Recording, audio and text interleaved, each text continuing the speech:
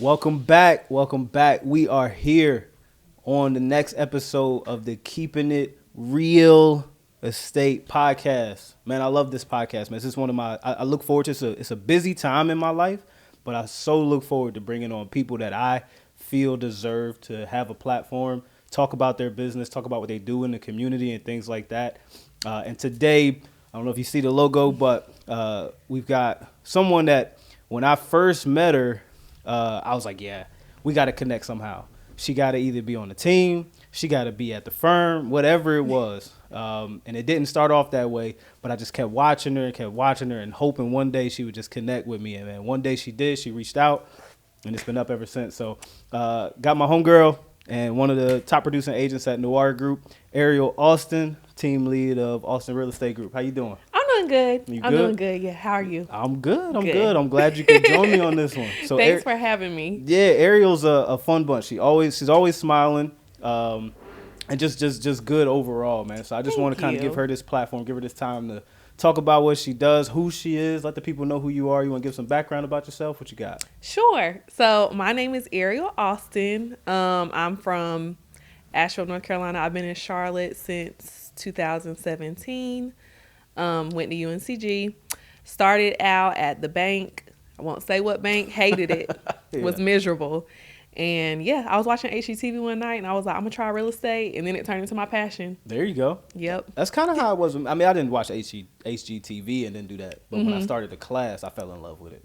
I wasn't in love with it. It wasn't like if you would have told me I was going to be a real estate agent, I probably would have laughed. Yeah. It was just one of those things because I guess I had that serial entrepreneur mindset. I was like, let me try this. What year was that you got in? I got in 2019. So I took the class, failed it. Yep. Because I was at everybody's homecoming. Failed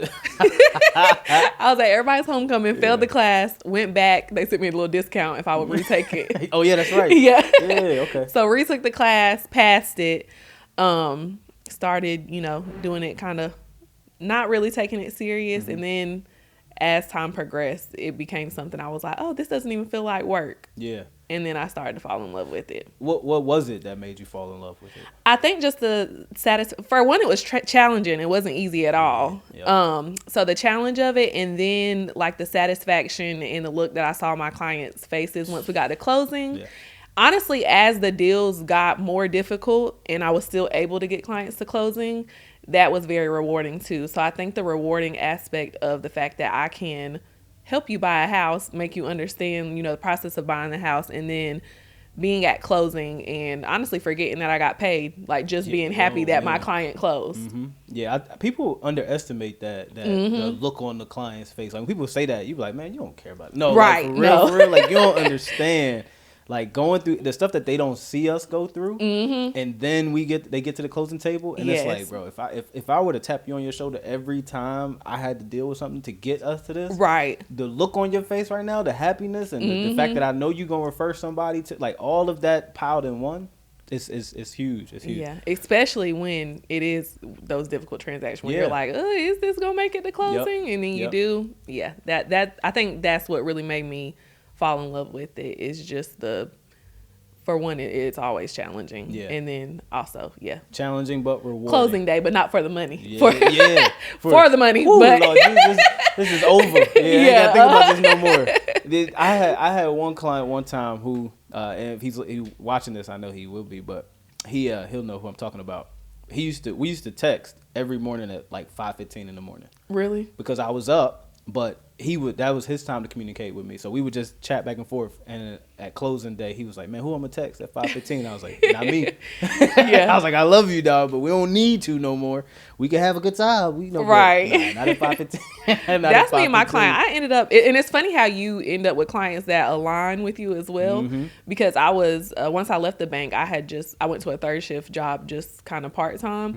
And me and my clients would be up at 2 or 3 o'clock in the morning because I had a lot of like third shift nurses and things like that. Yeah. So I would be texting my clients at like 4 a.m. They respond? Yeah. Sometimes they text me and I'd be like, oh yeah, I'm up. Oh man. Nah, you text me after 9, I'm up. But if you text me after like 9 or 10, I'm like, all right, now I'm cautious. Oh, now, yeah. Now, 9 p.m., I'm in the bed. So you were in banking prior Yes. to real estate. What kind of tools did you take from what you learned in banking into real estate? I would definitely say the customer service aspect. So what I learned in corporate as far as customer service, I would say handling like being in stressful environments, like or difficult situations. So problem solving, things like that. I think I took that from corporate too. I took a lot of things from corporate. Yeah, I'm one of them people. I feel like any job you work, you can take something from that job to your next job. Yeah, customer service is huge because I was a claims adjuster early on in my real estate career before I was doing them both at the same time before I did real estate full time. And the one thing I took from being a claims adjuster is everybody has a fire to be put out. Yeah, everybody, no matter how big, no matter how small. I remember one lady calling me for a ding in her bumper, and she was distraught. So dealing with hearing how people handle even what I may think is small or what I may think is big, right? But watching and hearing people deal with those situations and then having to still have a conversation and be sane about it. Yeah. I agree with you. You take what you on it, whether you think you're taking it with you or not. Right. You do. Yeah. So that's a good thing. So you're in real estate. Now you got in 2019. What part of 2019 did you get in? The end of 2019. So end of 2019, that's start of COVID year-ishness, right? You know what? COVID No, it was 2018. Okay, all right. Yeah, because I had 1 year before the crazy. Yeah. Okay. So 2018, you get in real estate.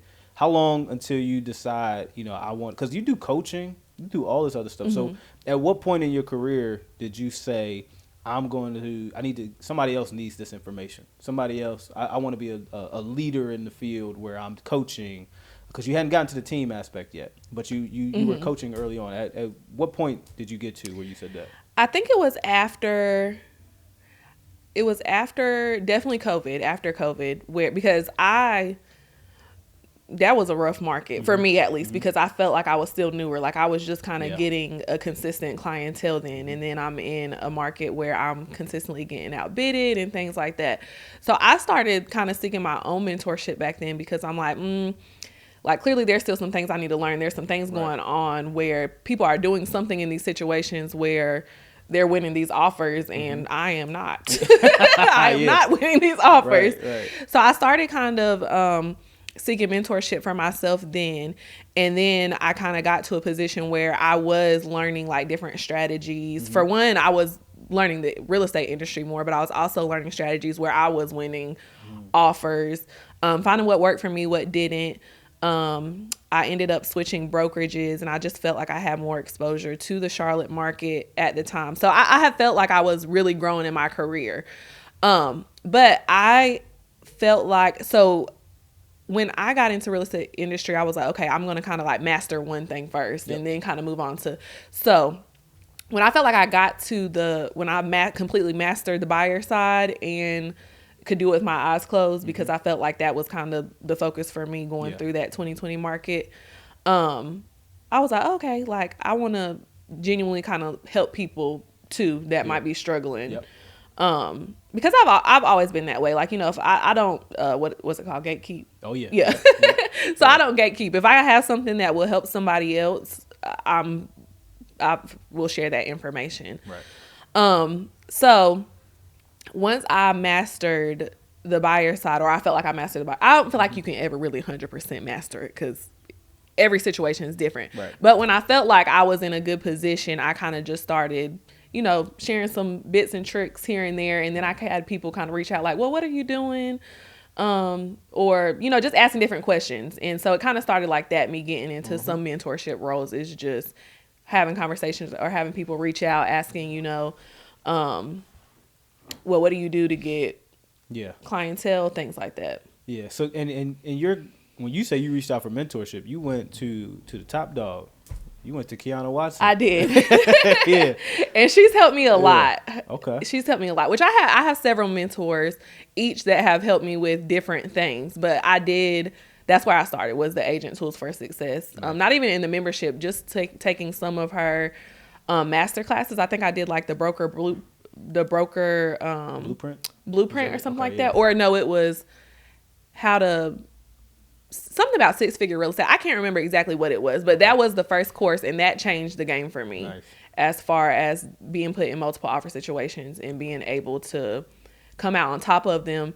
Not even always having like the highest and the best offer, but just knowing how to like form a professional offer. Because even when I was losing offers at one point in time, it was like, you know, they went with a different offer, but your presentation of your offer was like immaculate. Yep, I remember them days. Ooh. Yeah. Oh yeah, I love my clients. Love the way you did this and you did that, but you were $75,000 off. Or even on the flip side, I had a couple where it was like, you were not the highest and the best, but we know that you're gonna get this to the closing table, man, just because of your professionalism. 2020 taught me a lot, and that was one thing. I think 2020. The biggest thing I pulled from 2020 was I was right about relationships. Yes, definitely. I was so right because, and I bring this up because I tell people all the time. I used to hate. Oh, I still hate it. I hate when people that I grew up with leave Charlotte to go start businesses elsewhere, and it bothers me. But I don't know why it bothers me, but it bothers me because I'm like, you guys keep talking about ain't nothing for Charlotte. Build it. Right. Build it. And all those relationships you built from elementary, middle, high school, whether you believe you did or didn't, you did. You built relationships. And that's what 2020 taught me. It taught me that everything all the work I had put in as far as getting to know people and meeting these agents and everything. Yeah. It was worth it. So after the coaching and things like that, you say, you know what, I think, you know, I'm in a position now where I can teach other agents how to do business the right way. Any agents give you good feedback from it? Did it grow to a certain number? What was your goal with that? So yeah, I had some agents give me some feedback, and they're like, you know, this was really helpful. This is the amount of sales that I was able to do after our talk. Because at first I think I was just doing like a 30-minute coaching call or something like that. So I definitely saw good results from it, but kind of looking at where I wanted my business to be, like in a bigger picture, like expanded over the years, I was like, okay, so it may be time to start a team. And then of course, keeping that mentorship at the center of it. Like I want to be able to teach newer agents where to start, because when I started out, nobody taught me. I was literally just thrown in there and was figuring things out. Like there's so many times where I was like, simple things. Like I think I was selling my grandma's house one time, and the attorney was like, oh, who prepared the seller docs? And I was like, I thought y'all just did that. So like simple things, like you just don't know so much. And then it's been so many times where like I'm like scrambling around figuring things out. And then I'm just like, I pulled it all together, made it look pretty at the end. But it's like if somebody would have if I had that guidance for somebody just to tell me like the simple things. That would have been great. So I wanted it to be that for newer agents getting out of real estate school, because real estate school don't tell you nothing. It just, it does tell you how not to go to jail, right? Yeah. It teach you how not That's to go about to jail. it. Yeah. Desiree mentioned it on the podcast last season, and she said it perfectly. She said there is no what's the not introductory, but there is no training period for real estate. It's not. You literally get tossed into the fire and you're expected to know what to do. Right. Or you have to choose the right firm that's going to guide you through that stuff. So you were at a previous firm. Now you're here at Noir Group. What prompted that change? Because again, what I mentioned, I've been watching. I was looking. I was like, yo, like this girl right here. I hope. And I think I reached out, right? You like, I've been meaning to talk. Yeah, but the crazy thing is I was actually going to reach out to you too. So it was just, I was at a firm previously out of Raleigh. And then I switched to a firm in Charlotte because I'm like, I don't work Raleigh area. Like it just makes more sense for me to be at a firm in Charlotte. And the best way I can explain it is I was just there. Like I was just, I was just there. I did make their top producer list once, but I'm like, these people don't know me. And so there wasn't necessarily anything wrong, but it was something missing that I just couldn't quite put my finger on. I'm like, I come into this office. These people don't know me from a can of paint. They probably like, who is that on the list? Is she there? I was out like at networking events. So I'm like, oh, you're from, And then they be like, oh, yeah. I'm like, these people don't know me. Like, oh, I'm there too. I was like, I want to work with people where I feel like it's a family, or at least bare minimum, like I know them and they know me. Yeah. So of course y'all had just launched Noir. Yep. And I was like, I'm gonna reach out. Me and you had connected a couple times in the past, and I was like, I'm gonna reach out to Jerell, but it was just kind of one of those things where, time just kept passing. I didn't get around to it, and then boom, you reached out to me, and I was like, oh, I've been meaning to talk to you. Hey man, sometimes you gotta go after what you want. You know what I'm saying? I was like, and it was the best decision ever because I swear, y'all can't get rid of me now. Listen, I was contemplating. I remember doing it. I was like, she's not gonna remember you. I just remember sitting there, and I don't know what I was doing, but I just remember before I pressed send, because I wrote it out. I don't know if it was a long, but it was detailed. Yeah. But I definitely, before I pressed send, I was like, just do it. Just press send. She say no. But I was like, I had to have Ariel because, and it wasn't anything that you did, just like you said, because we were at the same firm. Yeah. And I was on that top producer list, and it felt good the first couple times, and after a while, it was like, all right, am I really a top producer, or you start second guessing yourself. Was it imposter syndrome and stuff like that? Yeah. So, but I've been in that situation, but I just remember, like, I always followed you, and I just remembered seeing you, and it wasn't even like your closing days. It was just how much you were so focused on, like the content piece was there.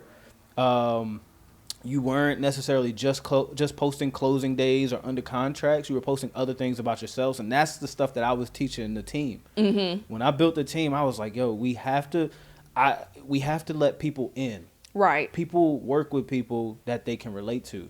So right before we left our last firm, we shot these agent profile videos, and it opened up so many floodgates because Desiree talked about her being a nurse. Trinity talked about having a cat. Like, all of these things that people could relate to and want to do business with. I saw that in your page, and I was like, bro, like, she would be perfect. Like, she would fit in. And you do more than fit in now. I mean, yeah.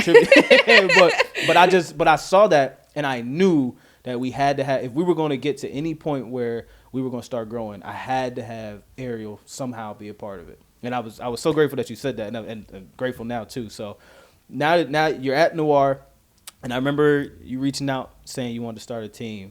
How's that transition been from individual agent to team lead? Because you still sell. So yes, you're still an individual agent, but how's that transition been from? So it's been good. It's definitely been challenging. I don't know what I thought.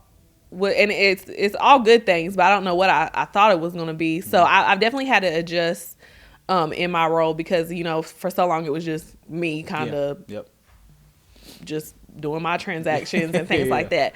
So I think it took me a while to find like the balance between doing my own transactions and then checking in with other people to see like, what they needed and things like that, and finding what works best. But yeah, I love it. It's been a good transition. It's definitely challenging, but I like the challenge. And I do think that it was necessary just for my growth as an agent, wanting to get more into mentorship and things like that. Yeah. The team, I remember when teams weren't really, I won't even say weren't necessarily a thing, but I remember when it was almost like, why are you starting teams? Because when I first started Noir, I still remember my old broker in charge saying, you don't want to start a team. Go get you an assistant. I was like, no, my assistant is not going to be able to show houses. My assistant is not going to add to my network. So I was like, that's not what I'm looking for. And I think that was a misconception about teams, was you was going to lose money. Right. It was like, oh, you're going to lose money if you start a team. No, I actually started making more money because I could expand my network. So it worked out well for me, and it's working out well for you. I'm watching it. I'm loving the growth. The posts you make all the time. I mean, I see all the numbers behind the scenes anyway, but being that you post them on Instagram makes it even better, because I'm like, I remember when this was just a conversation. Right.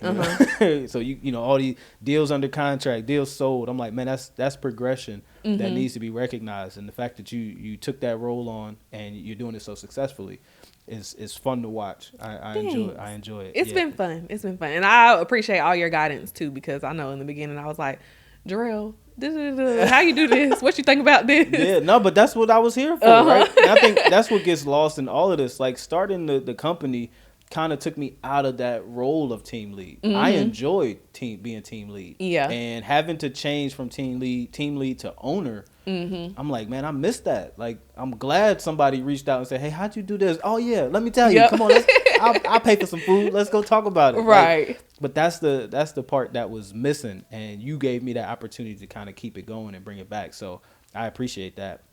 I'm still gonna have questions along the way too. And I'm here. I ain't going nowhere. I got some questions now. As soon as these cameras start rolling, hey, sit down real quick. We can talk. No. Give the people a good idea of what a great deal looks like. Give an example of one of your most favorite deals. One of my most favorite deals. That's a hard one. Mm-hmm. Or I'll say most memorable. Most I won't memorable? even say favorite because I don't want nobody to get offended by them not. So I was about to say I don't want to give a specific. Most memorable. I think my most memorable deals are when I have a returning client. Those are my favorite usually because when I first started out, I kind of was very transparent about not only my real estate journey as a real estate agent, but also as a landlord and investor. Yeah. So a lot of my clients will come to me basically wanting to kind of mimic what I did, which was I got a property, I lived in it, and then I rented it out and things like that. So I had a lot of my earlier clients were like, oh, I want to do that. So I've had several repeat clients who I closed their first home with them. Mm-hmm. They lived in it for a year. Now they're ready to become a landlord, so they move out and then they buy with me again. Yeah. So now that I'm getting later into, I've been in 5 years now, or almost 5 years. I'm seeing a lot of clients come back okay, we're ready to upgrade and become landlords. So that has been my favorite because one, I helped you reach multiple real estate goals, and then two, you liked my service enough, or you felt like I was a good enough agent to come back and use me again and refer me to your friends and family. So those are probably my most memorable deals, is doing business with people multiple times. You know what was key to that too is the fact that you stayed in touch with them. Right? People, you know how many deals I've done where the client has reached out to me because they either forgot who their agent was, forgot how to get in touch with them, or they hadn't heard from their agent in so long. Oh, yeah. Me and my clients locked in. I check on them at least quarterly, all of them. Man, I tell people all the time, there's no such thing as a past client. No such thing, especially in this business. Because if they bought with you, they're going to need to sell. Yeah. So they not a past client. Yeah, I talk to all of my clients several times a year. And I think that's super important. I think people underestimate relationships. Yeah. With clients, with vendors, even just being kind to strangers, relationships, business is ran off of relationships. So yeah, that's super important. I definitely stay in touch with my clients. Yeah, you got to. I mean, I think that's the fun part about what we do as a firm too, the client appreciation event, things like that.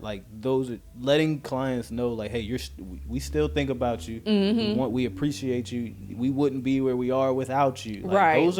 Those are key points to growth. You cannot leave people behind. You can't, especially clients that bought and sold with you. Like I said, no such thing as a past client. I agree, 100%. Yeah. Give me an idea. Give the people an idea of a deal from hell. Maybe it closed. Oh my gosh. Maybe it closed. Maybe it didn't. But give the people, because people gotta know kind of stuff we go through. Have you had one? Yes. Okay. I'm trying to decide. I haven't had, honestly. I would say I've had 3 just, honestly, it might be 4, but, I had a fire client. So that was one. You had to fire a client? That's more common than not. Yeah. I think people don't understand that people need to know when this is not working out for me. I don't think that we're a good fit, and that's perfectly fine. I will release you right now. Yeah. So, but that wasn't necessarily that. Before we got to the transaction, that kind of was one of those things. We're just not a good fit. This is not working for neither of us. Right. During COVID, I had a client who we thought everything was going good, and I was still a newer agent, so I was checking in, but I was thinking, somebody told me, which this is why you need a mentor. Yep. Somebody told me that if you didn't really hear from the lender, that was a good sign, and I believed that like a dummy. Oh God. This was my second transaction, so give me a little grace. Okay. Give me a little grace. I got you. So I called the lender I guess she was at home chilling since it was COVID and everybody was working from home because nothing had been done. So my client's calling me crying. Like, she said that if I don't have this employment verification to her today, she's dropping the deal. I was like, no, she's not. So then I had to be like, okay, I had to go into like corporate mode. Like, how are we going to solve this right now? Right. I still don't work with that bank to this day. I will refer it out. Of course. But that was a nightmare transaction because on the lender side, they were just not doing anything that they were supposed to do. And I didn't think that we were going to close at all. But we pulled it together and we closed. Awesome. Those are good stories. Another nightmare transaction is I've had clients lose jobs like right before closing. COVID was that year, man. Yeah, this was recently. But luckily, again, like with certain lender relationships and just knowing certain things and being able to pull things together in a certain amount of time, or knowing some, just knowing the industry and being in past situations can kind of help you. But those are some nightmare transactions when everything is going good and then it's not. This portion of my podcast, I love to, and you've been giving some good nuggets the whole time anyway, to newer agents and entrepreneurs, but just give me one or two golden nuggets, whether it's a Bible verse or your favorite saying, whatever it is, but something that's going to help somebody that's watching this podcast and they need that guidance. Okay, so I'm like Being Married. Do you watch Being Mary Jane? The one with Gabrielle Union? Yeah, I used to. I watched like the first season. I'm like her. I got nuggets for days. Like, yeah, I watched the first season. What's it called? Sticky notes with notes all over my house. Okay, but for real estate, consistency is key, and as cliche, I don't know what cliche. Okay. As cliche, we're not gonna edit that. We keeping that blue. As cliche as that sounds, it is. Like, you have to, like, nothing in business is overnight, so you have to be consistent.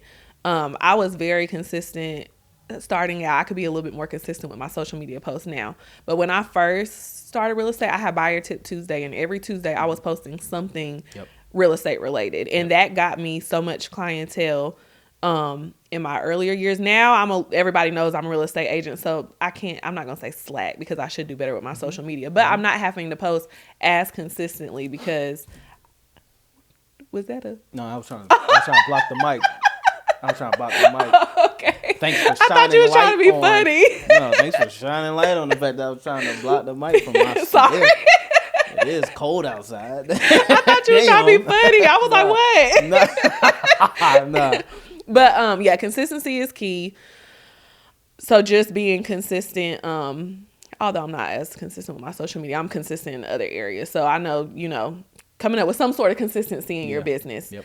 And then always being a sponge, always being a student, because although I feel like I have developed a lot in the real estate industry, I do know a lot. I'm still always looking to learn more, and transactions will show you every day that you do not know everything. Yes, they do. So being a sponge and just always being a student and just being consistent and learning that nothing in business is going to be overnight. You have to be consistent to see results. Yeah, I love that. Both of those are really good, but the consistency part, I'm 100%. That was my biggest, that was one of the things I had to focus on too. I learned at a young age to commit to what you do. My dad used to sign us up. My mom and dad used to sign us up for stuff, and we didn't want to go, but we had to because we made the commitment. I remember youth nights at the church, whatever it was, if we signed up for it, we had to finish it. Yeah. So that was one of the things that I learned at an early age, and I'm trying to teach my kids the same thing, but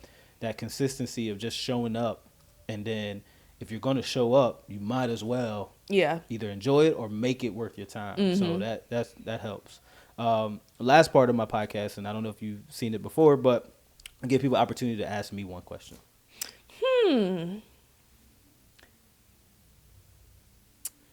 Okay, hold on. Let me take think your about time. one question. We can edit that part. Okay, we can edit you thinking, but yeah. Okay, I got my question. Okay, what do you think is the biggest lesson you've learned from opening a brokerage? I'm glad you asked me a question I ain't never been asked. So what's the biggest lesson I've learned since opening the brokerage? About opening the brokerage, or just what's the biggest lesson? However you feel like you want to answer. That's a really good question. I think I don't know what the biggest lesson is just yet, but I know a couple lessons I've learned. One, it's a bigger commitment than I thought it was going to be. Mm-hmm. But I don't regret it. Okay. Right. So the idea of opening up the brokerage came because I was selfish. Mm-hmm. And that sounds weird. Opening up a brokerage to have other people come in is selfish. But I was very selfish with who I had taught in the business, and who had decided to come with me on this journey of Noir Real Estate Group, the team. Mm-hmm. And I didn't want to lose those people. Mm-hmm. So I selfishly said, "Oh hell no, Yeah. old firm, you're not getting them." Right. Yeah. You know what I'm saying? But all in all, it's again a lot more work than I thought, because I was like, "Oh, we just gonna take us. We just gonna, us 7 gonna come over here, and we just gonna keep doing things we were doing." But there's so much back end to everything. Mm-hmm. I had to learn accounting. I had to learn budgeting. You know what I mean? Like I know how to budget my household, Right. but we just got to a point where we surpassed $1 million in gross commission. Which is Like, amazing. that's amazing, right? Which is amazing. In a year where people were like, ain't nobody buying because rates have Mm-hmm. gone up. But we surpassed $1 million in gross income. And I'm sitting here like, if I didn't have systems in place, what was I going to do with this? $1 million plus in gross commission, and we paid out over $800,000 in gross. Like what? So sitting back and actually having to think about it now that you asked that question, like that's probably one thing that I took away was, don't just go start a business, people. Yeah. You know what I mean? I do think that I was prepped. Well, I wouldn't have chosen anybody else to do that. Mm-hmm. Like I couldn't have handpicked somebody and say, you should do this. But I think I've been prepped well before I knew I was prepped. Yeah. Again, I grew up, my household was very good. I had great role models. My dad was a very hard worker, never complained about his job one bit. I don't know if I ever heard my dad was a supervisor at the Postal Service. Like you would think people would complain about that, but he worked from 4:00 in the morning to 1:00 in the afternoon every day. Only time I would see him is when I came home from school. He would check my eyes to make sure I wasn't smoking weed because I wasn't answering the phone, stuff like that. But he was like, "You, what you doing? You smoking?" And I was like, "No." All right, cool. And then he would go. My mom would cook. He would eat dinner, go to sleep. He spent time with us, but that's how it was. So for me, subconsciously, I'm watching and I'm learning. Yeah. And I'm understanding that you just shut up and do what you got to do. Right. And I think when I took on the role or accepted the role of owner, I knew whatever comes with it, boy, You gotta do it. Yeah. You committed to it. Now you got to finish it, right? So again, going back to what my parents taught me, you made this commitment, you got to see it through. So the back end stuff was probably the hardest stuff to learn, but even also knowing when it's time for change. Yeah. Right? Making that decision to say, hey, Desiree, we need a new broker in charge. And it's like most people, when they put their name on something, they don't want to make that change. I had to suck it up and go, you know what? We need that change because I can only teach but so much. And then not only that, what if what I'm saying is stale? What if what got us to this point is not what we need to go forward? So I had to just be honest with myself and say it's time for a change. And she was happy to accept that role, and she's done an excellent job so far. Like yeah. But that's the kind of things that I've learned, and I'm appreciative of every moment that I'm in this business. Every day that I wake up and I got a new challenge, very appreciative of it. But I've learned a lot, so I wouldn't say there was one big takeaway, but there's a few. Gotcha. And if anybody's watching this and they think about starting their own brokerage, you might want to give me a call. Call me first, because I'll tell you some stuff and you let me know if it's something you still want to do. Right. But yeah, no, Ariel, man, I appreciate you so much. Thanks for having me. Coming on the podcast, coming over to Noir, all that. I just, I'm appreciative of it all. So look into any camera you want. Let the people know, that camera right there. Let the people know how they can get in touch with you. And so I am on IG at Aries Corner. So AERIS Corner _ or Austin Real Estate Group _ Yep. And we're also Austin Real Estate Group on Facebook. Yeah. I don't really use my Facebook for real estate, my personal Well, don't one. tell people that after you just told them that's how they can get in touch Cut with you. that out. Well, and as you know, I'm at Sold by Real on every platform. Continue to subscribe to the YouTube channel that this is going to be on, because we got some more stuff coming. You can check out all the things that we've done in the past. You can see our client appreciation events, things like that. But tap into the YouTube channel for real. But we got a lot of things going in the future. You already know the other stuff behind the scenes. So we got a lot of things moving. Noir is a name that's on the move. We got the billboard right now, man. So y'all stay tuned. But I appreciate you. Thank you. Yeah.